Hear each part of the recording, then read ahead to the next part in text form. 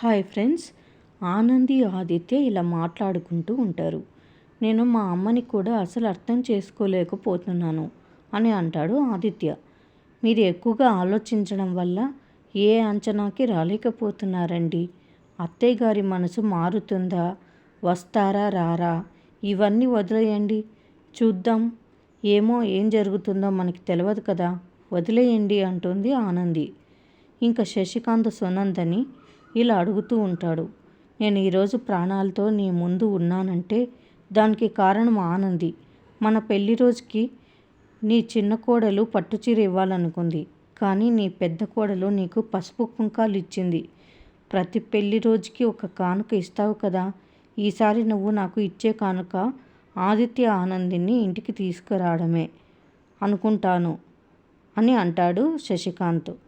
నువ్వు చేయగలవా అని అడుగుతాడు. అది విన్న సునంద, చైతన్య, జీవన షాకింగ్గా చూస్తారు. మరిన్ని అప్డేట్స్ కోసం ప్లీజ్ సబ్స్క్రైబ్ చేయండి. Thanks for watching.